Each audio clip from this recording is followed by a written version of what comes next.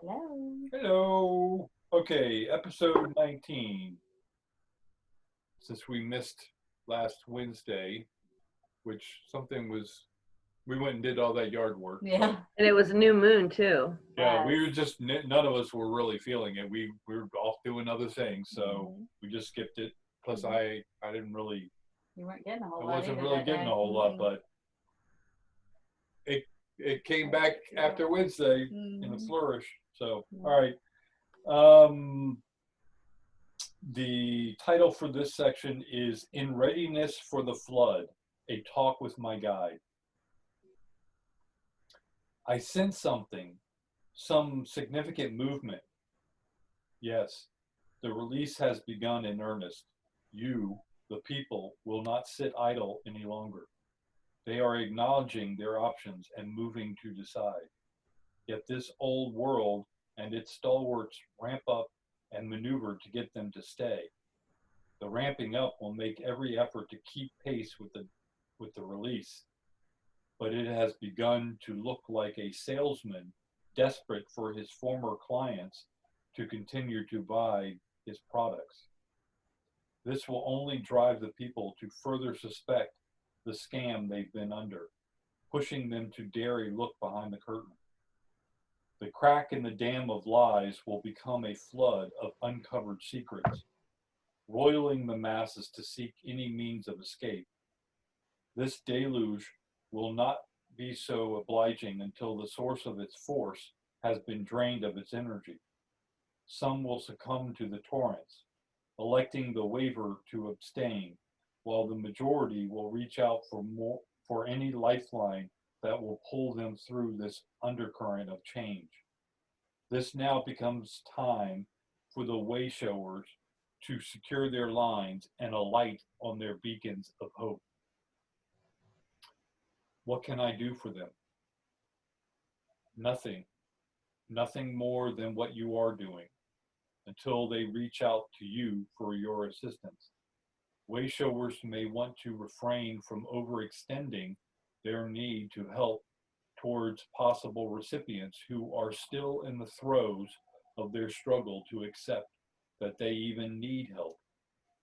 You can best serve by being prepared for the waves that will carry receptive assistance seekers to your doorstep. And in that moment, let your care of them be led from the heart. They will learn and grow from this, as will you. Each of you, both relief pursuer and support provider, have set your stage for which you will play this out. Discern your will from the flood of the needs that will surround you.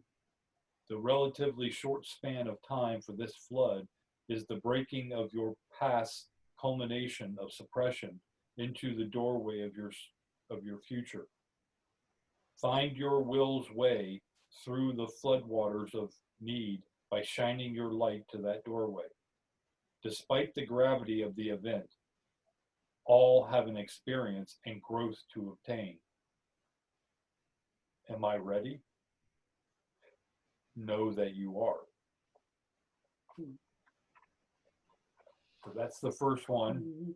Yeah, and that is very important right now. We were just having a conversation because the wave is coming already. There's people who are now starting to ask questions, Oh yeah. And so knowing that we're ready to assist, but do it in a way that's just, like what we talked about, being aid workers. We're already feeling and seeing that surfacing now. So, yeah. Mm-hmm. This next one is a poem entitled Our Will to Be Done in Forgiveness. For what we are about to receive, I give thanks, not in allowing them to deceive, but in the strength of our ranks. The power of our gratefulness will lift us from our thanklessness to arise into our luminescence and become aware of our togetherness. I accept that I did play a role in their set, allowing them to lead, to direct us into their debt, while they set another stage, one hidden to our eyes, so they could prey upon us as they filled us with their lies. But now it's time to end the charade and amend what we know, face the consequences of inaction, and put an end to their show. There will be hurt and there will be anger at what they have done, performing their evil right under our noses and using us in their fun. But to rise above all that will take something more as we uncover their dark secrets and find the courage to endure.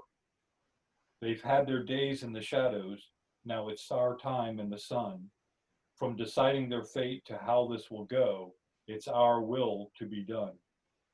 To get there and get it done, we have this pit to ascend, and to rise and be one, we'll have many hearts to amend. In aid of our task to get through this mess, we must look inside for a means of redress. For they have taken enough, and we have life left to live. So I'll grant them my pardon and open my heart to forgive. Good. I have a feeling that is going to be very pertinent for this coming week and beyond. Yeah. Yep. I posted something earlier about forgiveness too today. It's a really strong message. Yeah. It's not so much the actual words of the forgiveness, it's the energy of forgiveness that does work on the person forgiving. Yeah, because you have to forgive. And the post I had was forgiving yourself. So what you did or didn't know, did or didn't do, did or didn't say, did or didn't think.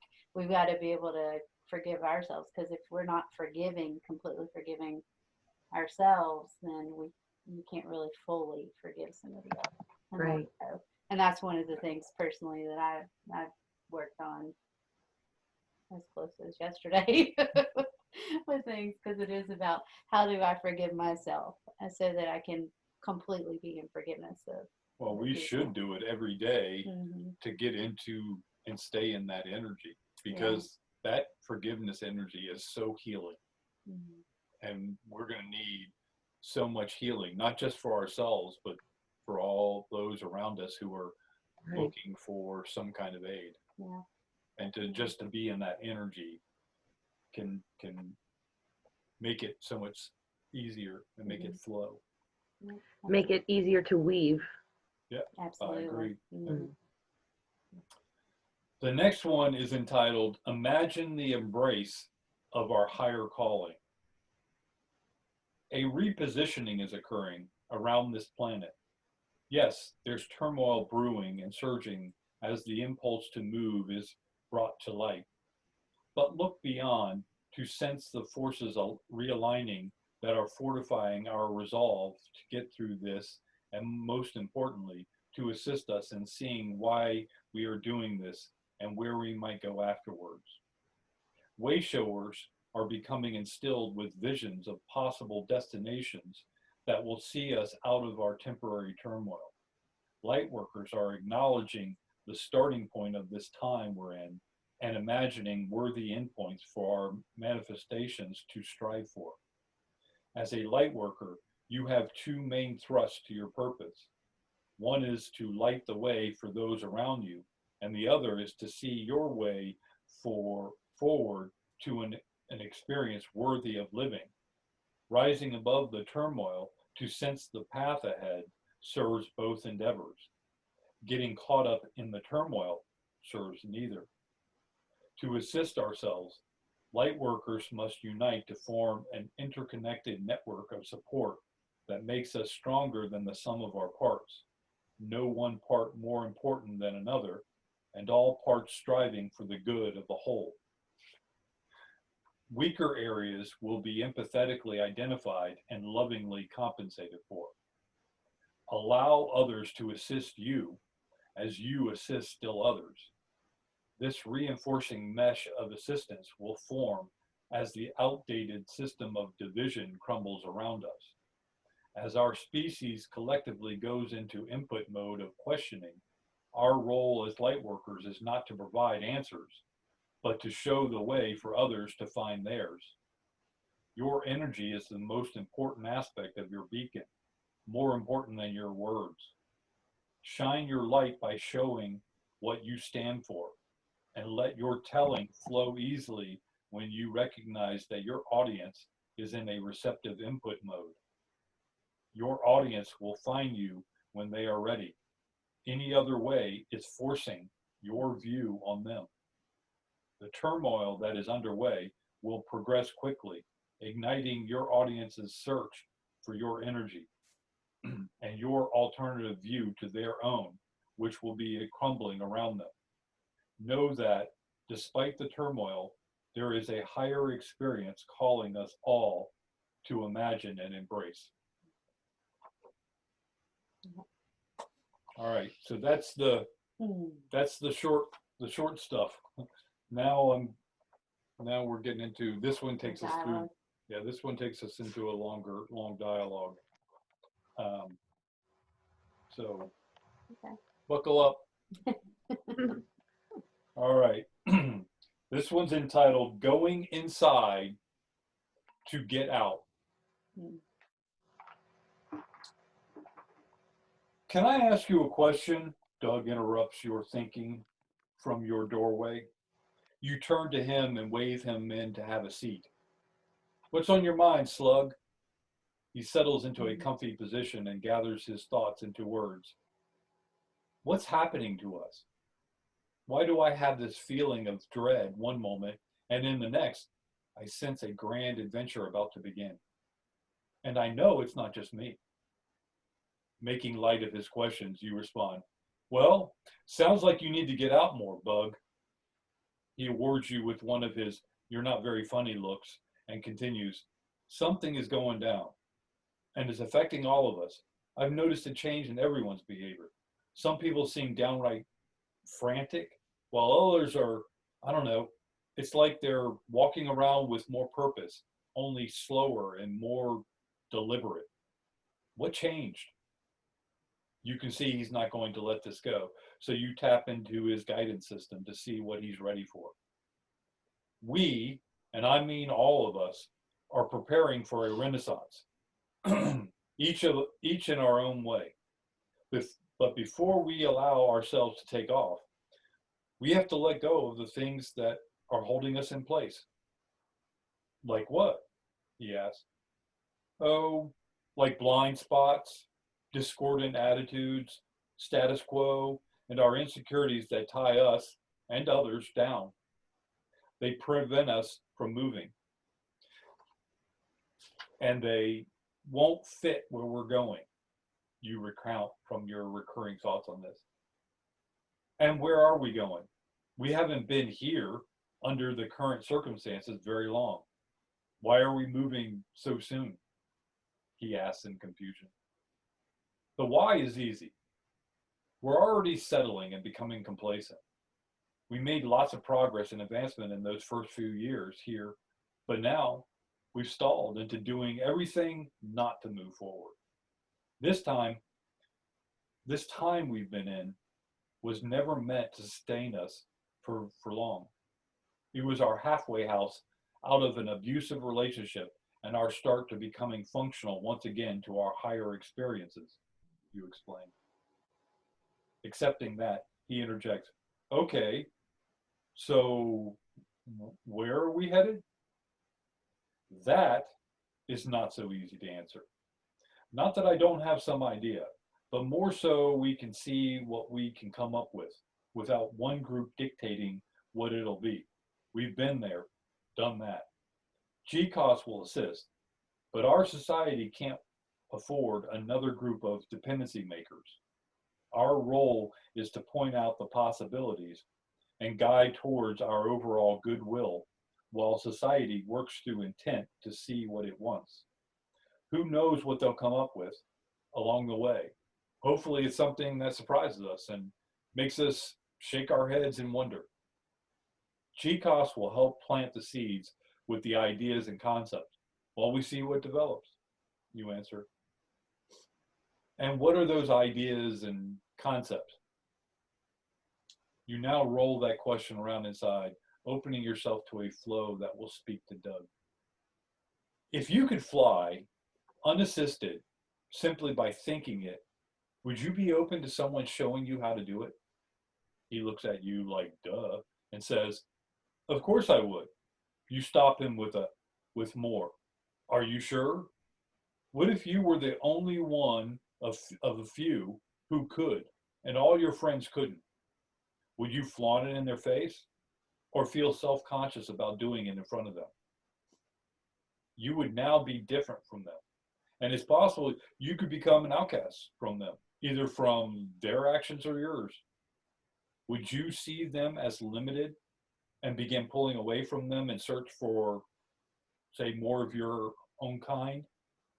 You can see him pondering this.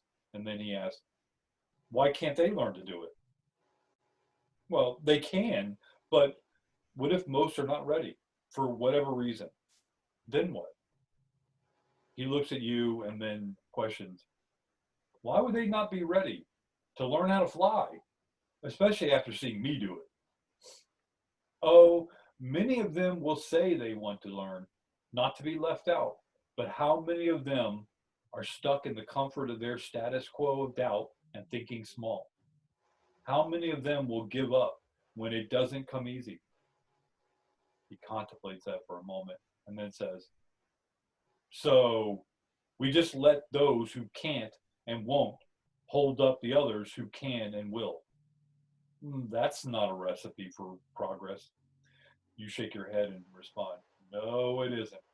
Now apply that to a whole slew of abilities that would appear superhuman, that could be coming online any day. More pondering from Doug before he says, you'd have a split between the haves and the have-nots. You nod this time and say, precisely. And that's no way to enter a renaissance. Well, can't you, GCOS, do something? He questions. That is probably our highest priority, because without that resolved, any new ideas and concepts we may want to foster may just cause our society to fracture. Okay, well, I'll leave that to you and GCOS. But what are some of these ideas you're talking about? You pause to consider what to share with Doug to keep this conversation from setting any harmful expectations. You know he is fairly open-minded, so your concern is short-lived. What do you know about telepathy, you ask. He thinks out loud. I know there will be a lot of people who won't take too kindly to having someone read their mind, but I can see some huge advantages to our society from its use, if we can just get over that hump.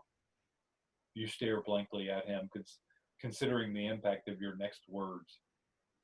There are already people with the capability, and they are not going to wait so patiently for those who won't accept those advantages.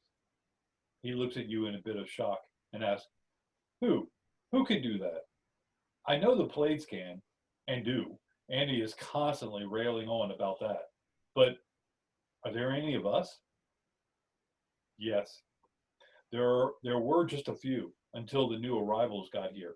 Now there are a lot more, and it's going to be growing quickly. As that sinks in, he asks, so the new arrivals are all telepathic? Yep, pretty much. And they'll be working with us to assist with our development. They went through their resistance already with their own people, so they have experience in dealing with it. Once we get that in place, or even while we're doing it, there'll be other abilities that they can help us with. He scrounges up his courage to ask, can you tell me what those other abilities are? Annie keeps alluding but won't say, just keeps telling me, you'll see, or ask Christos. What's the big deal? You answer, she was trying to be subtle, in a Annie kind of way, of getting you to ask so you could get a head start with the weavers. But I'm not a weaver, he notes. Yeah, well, that's Annie's way of showing she cares. She didn't want you feeling left out among us. And I think she knew I was waiting for you to ask. Accepting that, he asked, so You and Annie are already working on yours? Yeah, I guess I already knew. With all the time you spend with Valor and the other plays, are you and Annie telepathic? You give him a sideways smile and say, Annie isn't yet, but it's just a matter of time until she is. Light bulb turning on for him. He states, but you are. How many GCOS are? You roll your head a bit you roll your head a bit and answer, other than the new arrivals, there's a small but growing group. But even the ones who aren't fully telepathic, they are very empathetic. So it's just a matter of degree. But you are, so you can read my mind. You wince a little at that and tell him, it doesn't quite work that way. Not at the level we're at. It's more sensing how someone is feeling and communicating by thinking to someone. We may be able to sense a specific thought someone has if they're thinking it very loudly. Valor has a very loose interpretation of what it means to read someone's mind. But GCOS is working up some guidance on what is considered polite and appropriate. But even that is only temporary until everyone is telepathic. In any event, we don't read people's memories, but we can pick up someone's current thought if that's all they're thinking about and they're doing so very strongly. However, we're already working with people to show them how to take charge of their bubble and how to control what they let in and out of it. Annie, you and I will start on this tomorrow. I'll get Annie to show you most of it, but what I ask of you is to have patience with her as she works on her guidance. He nods and says, I can do that. How long are we talking? You shrug and say, maybe a few months. Depends on how open you are to it and how Annie is with her guidance. We'll start, see how it goes, and then adjust. He nods and then stops to ask, okay, so that's one ability. What other abilities do you have? You sigh and then test them. Are you sure you want to know? He stares you down and says, hey, you started this, so yeah, I want to know.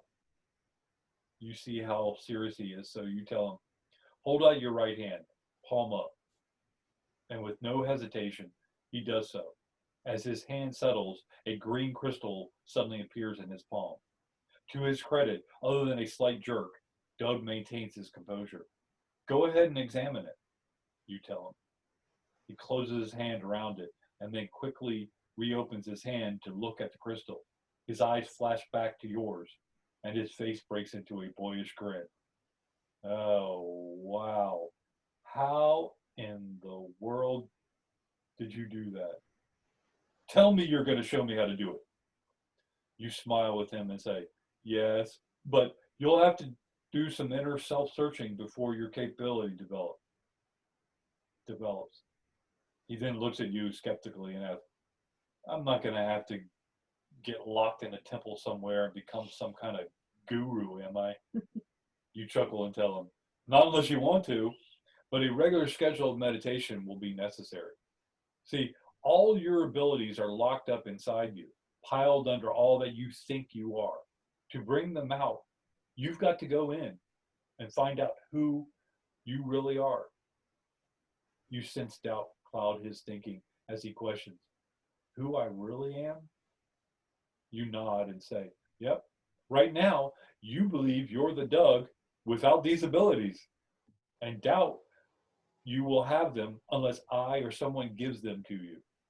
But neither I nor anyone else can grant you these abilities. Only you can. His doubt steps up another notch before he says, but how? With encouragement, you inform him. By going inside and getting to know where and how you hid your secrets from yourself.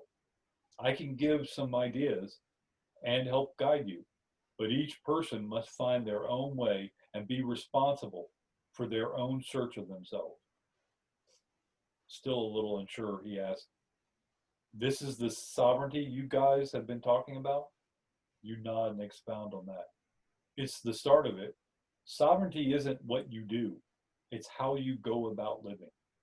Many in our society still rely on external things or other people to define them.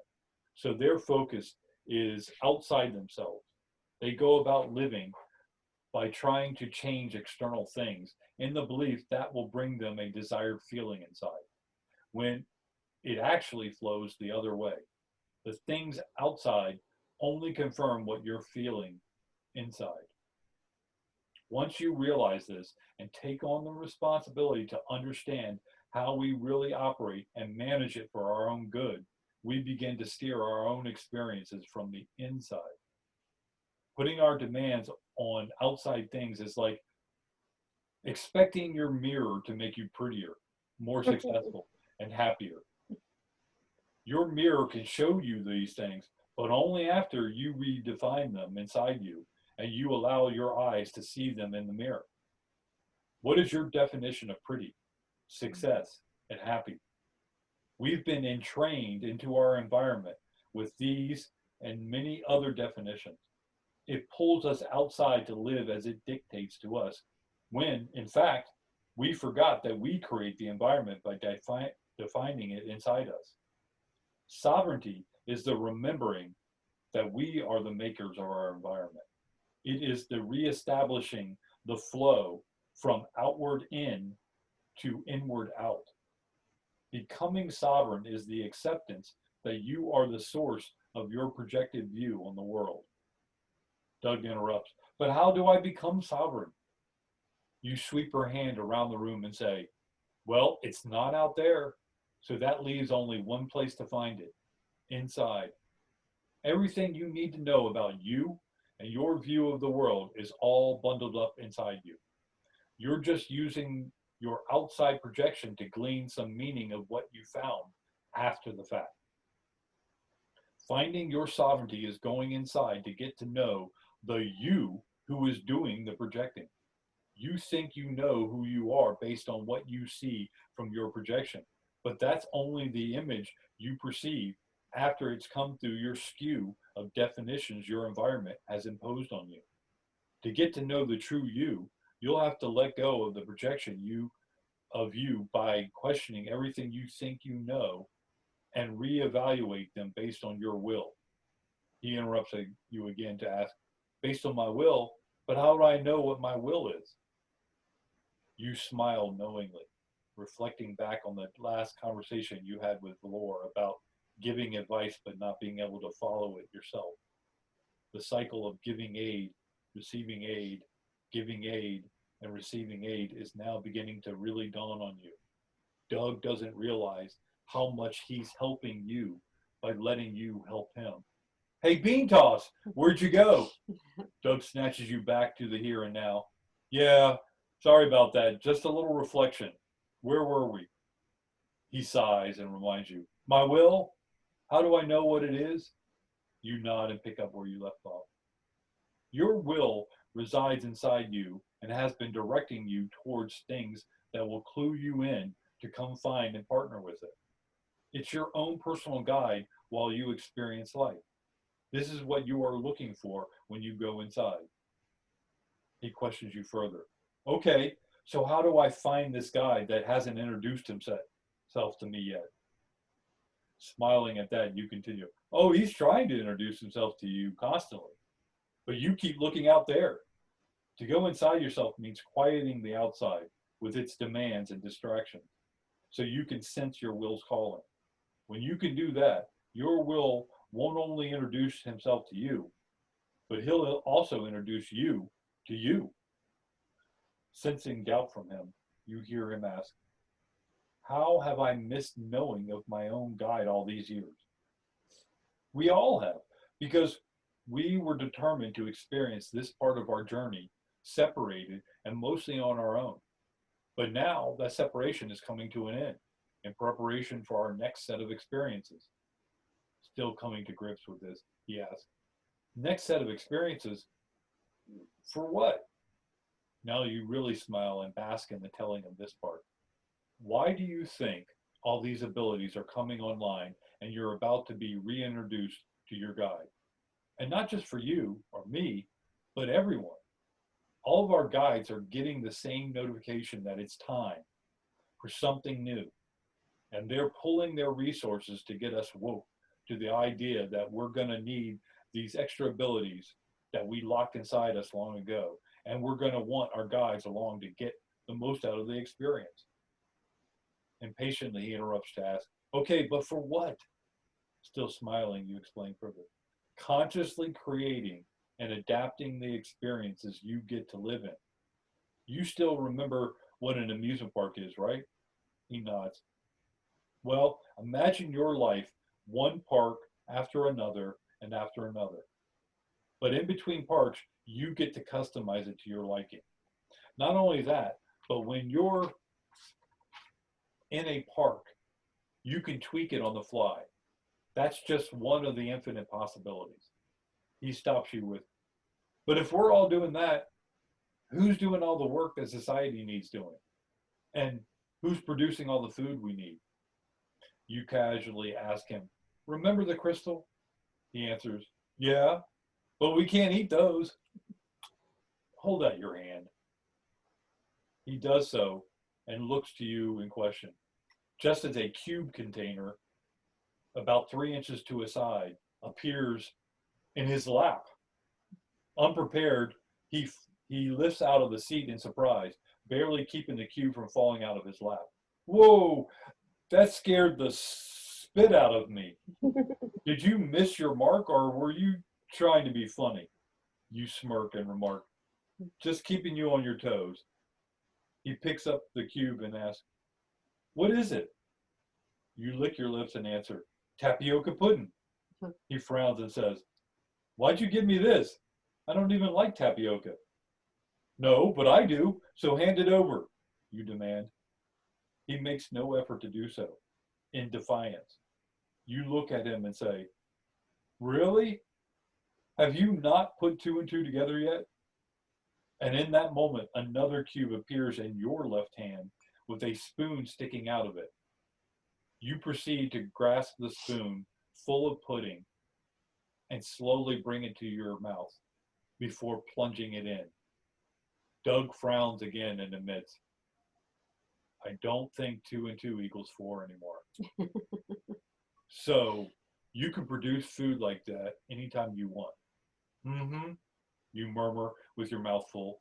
You swallow and then tell him, however, soon I won't even need to eat. He stares at you incredulously and asks, what? Are you kidding me? What can't you do? You shrug and state, still trying to figure that out. So far, anything I want. Poof, there it is. Anything? Yep. But I haven't tried anything big yet. You know, like a building or a blimp. I'm still enjoying and wrapping my brain around poofing small things. You enlighten him. Dumbfounded, he just says, a building. So what does all this mean, you know, for us, for our society? Still enjoying your tapioca, you hold up a finger to signal, hold that thought. You take a drink from another container that just appeared in your other hand. Doug just gazes at you in wonder, but then asks, what's that, your magic potion? You grin and then say, nope, magic yoo-hoo. What's yoo-hoo? A favorite drink I used to have sometimes when I was growing up. You probably have them too, but don't remember. Anyway, back to our discussion. What were you asking about? Oh, work and food. Yeah, pretty soon, those won't be any concern. We'll have a transition time, which we're in now, where there will still be a need for people to work, eat, and other things. And that may take a year or who knows how long to get everyone to find and partner with their guide. You can continue to work and eat if you want, but can I give you some free advice? He nods and says, sure. Start concentrating less on those things and spend more time and effort on going inside so you can get out. We've now entered a time of two main views of this world. One of turmoil for those who struggle with these changes that are coming their way, and the other of excitement and joy for those who go inside, find their guide to partner with, and accept what is coming. GCOS will begin weaving right away about these changes. The more people who take to these changes, the more help we'll have in assisting those who are struggling. You may not be a weaver now, but once you partner with your guide, I'm pretty sure you will be, and you'll probably be joining in with the assisting of those who are struggling. Take ownership of your internal development. That means don't wait around for someone to push you. If you need to talk to someone, you've got Annie, the new arrivals, the GCOS weavers, including me. Heck, even Valor and the other blades are here to help all of us. You run into any obstacle, move it, or go around it. This is your development we're talking about here. So if you let something intimidate you or slow you down, that's your loss. But I'll tell you right now, if you start thinking someone is going to give you your answers to your internal questions, you'll be headed in the wrong direction. Your answers are inside you. So the most you'll get from someone else is an idea or a different view of your issue. The main point of all this is to become self-reliant and not dependent on anyone else. Struggling is to be expected. Those are the times you can make the biggest breakthroughs if you stay determined. It's when you've stalled and you feel determination slipping that you would want to seek out some assistance. Annie will be your first point of contact, but she isn't your only one. Use your judgment, which will also be under development during this process. I'll ask Annie to get creative in offering assistance, but you may also want to be creative in seeking it. Last point, remember, everyone is in the process of major development, and there will always be someone not as far along as you. Sometimes the best way to get help is to go offer assistance to someone else. Okay, end of sermon. Doug just stares into nothing, deep in thought, and then says, so much to think about. I feel like a teenager getting ready to go off to college. Nodding, you tell him, that will become a common feeling throughout our society. I'm surprised you remember college. He shrugs and says, can't remember the last time I did, maybe years. But it just came to me now, how scared and excited I was, and how great of an experience it was after the fact. Gave me my first feeling of freedom and my first real test of responsibility. I don't think I knew what real stress was until then. And then graduation, scared again, but more excited by the prospects expanding before me. I feel like I'm back there again, maybe a semester or two before graduation. You commiserate with him before saying, very appropriate. But this time, your graduation will be on a grand stage. Use the energy of that memory to see you through your studies. Only this time, you won't be studying books and external subjects. You will be the subject of your studies. Nodding, he asked, but how is this structured? What I mean is, I've been spending most of my time supporting you and GCOS with data analysis.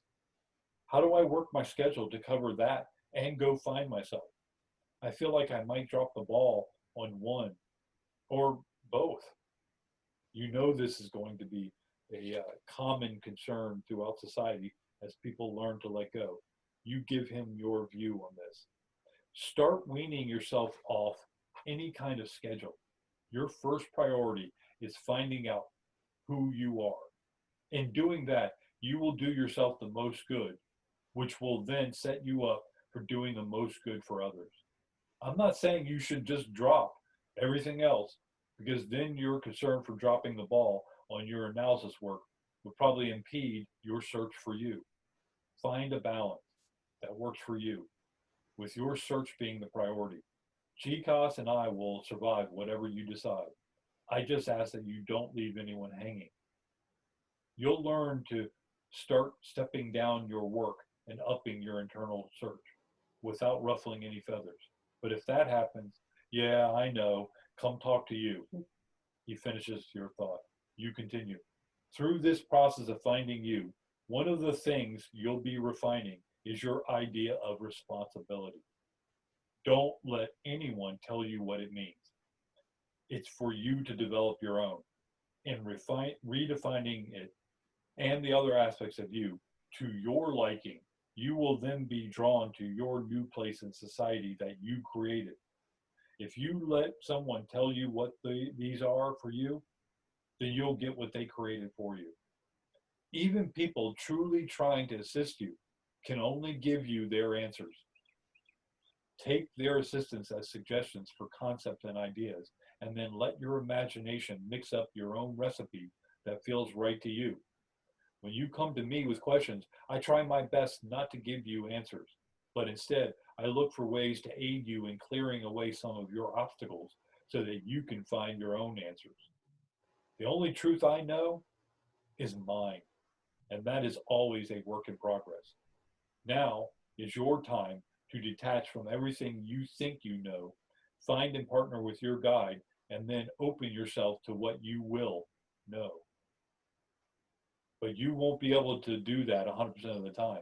Even when you're on a roll, mix in time for work, recreation, and socializing. Whatever helps take your mind off of it for a while so you can come at it fresh. Find the balance that works for you. And most importantly, relax. He lets out a breath and says, how did you know? You sensed I was getting a little worked up. I can see how that ability comes in real handy for you. You nod and say, it will for you too. We all have it. We just have to get ourselves tuned up to using it. He interrupts as a thought blossoms in his mind. You mentioned flying. Have you tried? I mean, can you fly? You look at him and consider your next move. Standing up, you reach out your hand to him and tell him, take my hand. He pauses and then says, I don't know, Christos.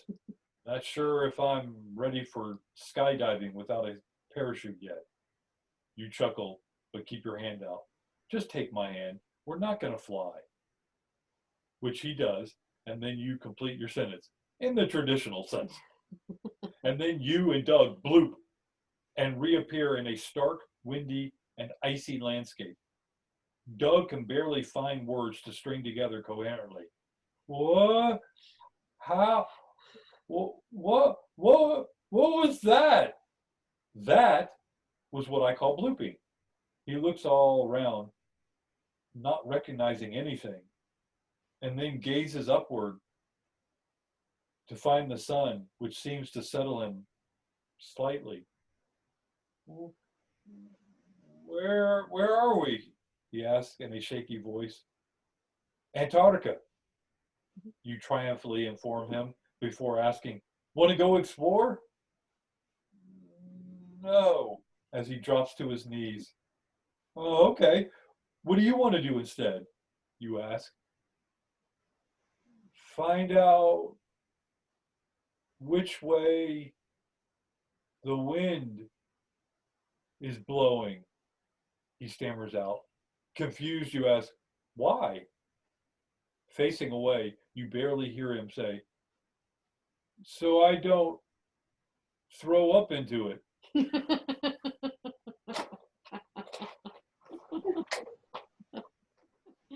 Oh, shoot, that was good.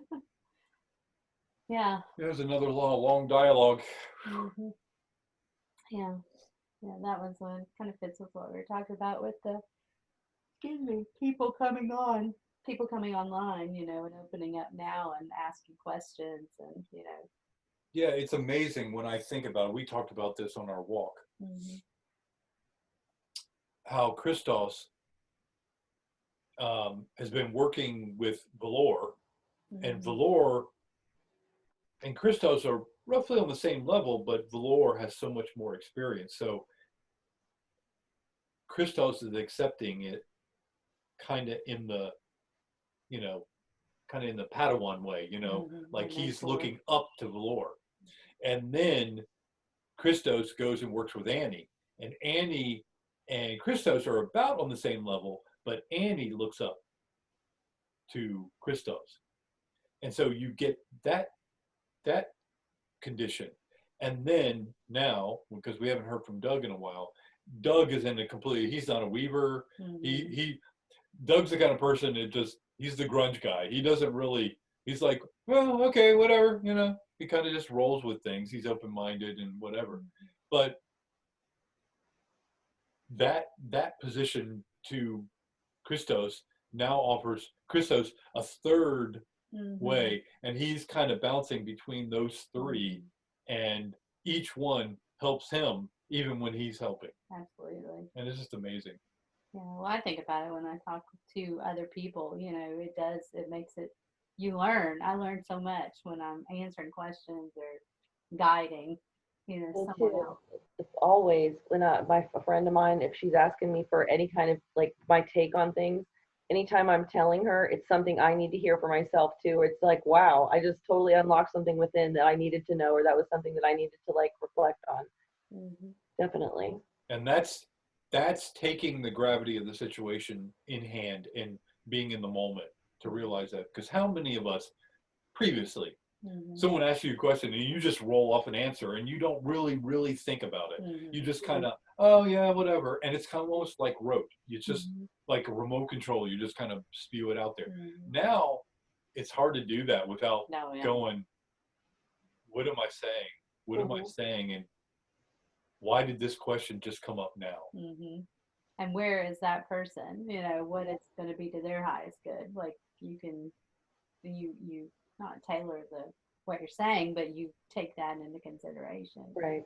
And remember, way back in the manifesto, we talked about the section on giving aid and receiving aid. And I mean, one viewpoint is you can look at it and say, by helping someone, you're actually receiving the most help. Yeah. Right. Yeah, that's true. Think about it. If that mentality gets spread throughout our society, think about that. You'll have everyone wanting to help other people. It'll be like, no, okay, that's good. I've got enough help. I'm good. No, I've had 15 people this week helping me. Thanks. No, I'm all right. Yeah, and it'll be a help, not from a you can't do it or, you know, judgment perspective, but an honest, you know, open-hearted one to help.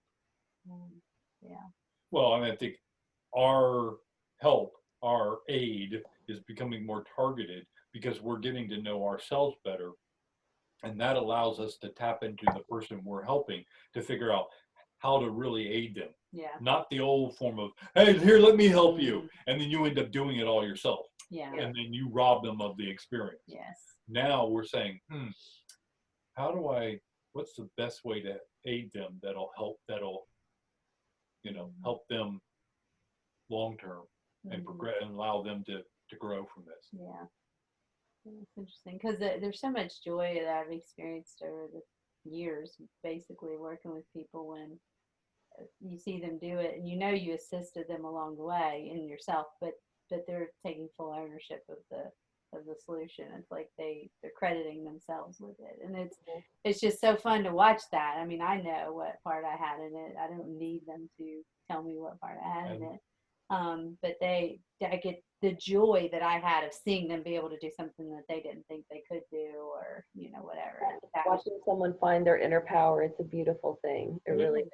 Yeah. And that's when you know you're really progressing, when you don't need credit. Right. When you can help someone and not, if they're so excited and they go off to go and they're really into it and whatnot, and they forget to thank you, or maybe they just kind of nonchalantly do it and you see them taking credit or whatever.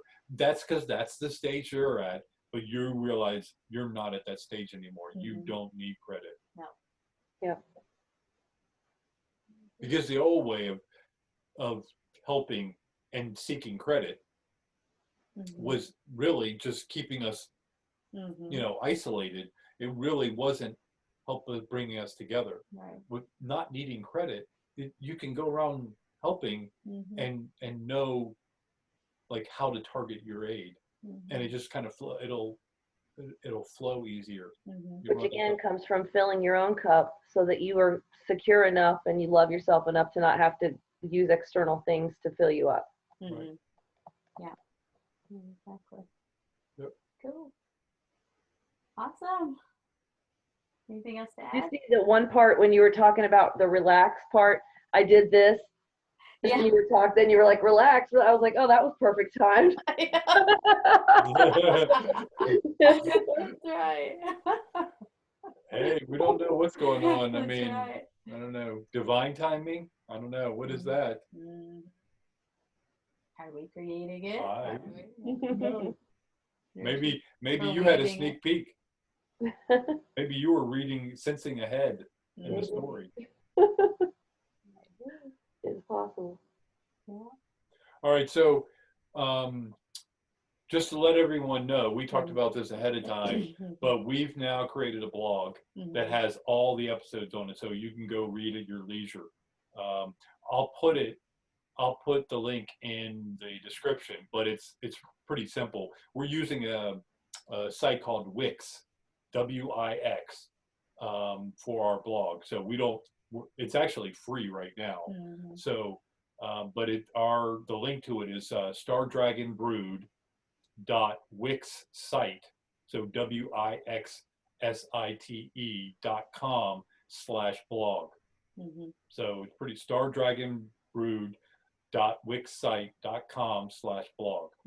So you can go there, and it's pretty simple site. There's not all that's there, other than a few graphics or whatnot, is just the each of the episodes.